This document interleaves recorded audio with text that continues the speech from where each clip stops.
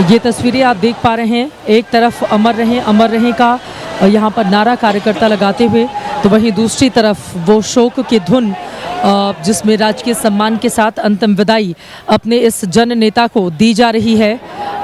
उनको मुखाग्नि दी जा चुकी है और अब आपको बताते चले चूँकि पहले वहाँ पर अग्नि प्रज्वलित की गई, जैसा कि उपले के ऊपर मैं देख पा रही हूँ किस तरह से धुआं निकल रहा है, और अब उनके दोनों बेटे जिनके हाथों में वो हिस्सा है जिससे पूरी की पूरी चिता को आगे से पीछे पूरी चारों तरफ घूमकर अग्नि दी जाएगी, प्रज्वलित किया जाएगा।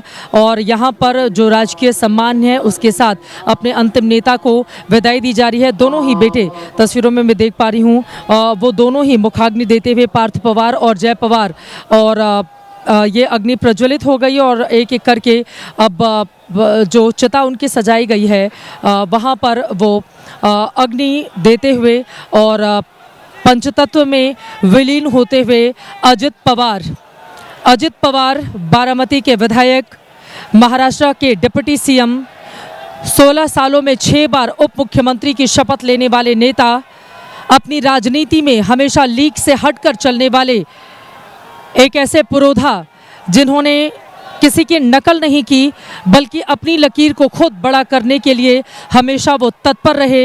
उनके दोनों बेटे इस वक्त अपने पिता को मुखाग्नि देते हुए उनका पार्थिव शरीर इस समय पंचतत्व में विलीन होता हुआ इन तस्वीरों में दिखाई दे रहा है। सभी की आंखों में आंसू हैं। जब यहाँ पर शोक की धुन बजाई जा रही थी उस समय अजित पवार अमर रहे के नारे लग रहे थे और जितने भी यहाँ पर कार्यकर्ता हैं वो हाथ जोड़े अपने नेता को अंतिम विदाई देते हुए नज़र आ रहे हैं। पूरा का पूरा ये हिस्सा चारों तरफ सिर्फ लोग ही लोग यहाँ पर नज़र आ रहे हैं। अपार भीड़ यहाँ पर मैं देख पा रही हूँ। जहाँ तक नज़र दौड़ाएंगे सिर्फ और सिर्फ लोगों की भारी भीड़ यहाँ पर दिखाई दे रही है। कई लोग तो ऐसे हैं कि ये मंच की तस्वीरें उन तक पहुँच भी नहीं पा रही हैं, लेकिन वो वहीं से इस पल को महसूस करना चाहते हैं। वो अपने उस नायक को विदाई देने के लिए यहाँ पर उमड़े हुए हैं जिन्होंने एक वक्त पर हाथ पकड़कर उन सबको आगे बढ़ना, पार्टी को आगे लेकर जाना सिखाया।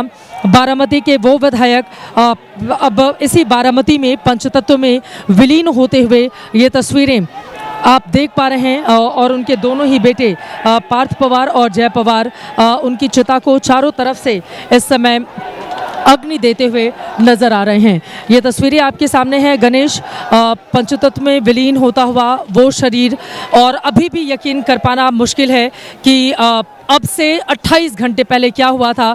और मैं देख पा रही हूँ चारों तरफ शोक का माहौल और हर कोई गमज़दा है, सभी की आंखों में आंसू हैं। बिल्कुल, सभी की आंखों में आंसू हैं और ये आंसू थमेंगे नहीं, क्योंकि जो अजीत पवार थे इनके लिए वो और कोई नहीं हो सकता, ना कभी कोशिश करने पर बन सकता है, वो ये जानते हैं। अब यही वजह है कि इतनी बड़ी भीड़ यहाँ पर आती है। देखिए, तमाम हम पिछले इतने साल से हम पत्रकारिता कर रहे हैं, इतने राजनेताओं के निधन की खबरें हमने कवर की, लेकिन इस तरह भीड़ आना, इस तरह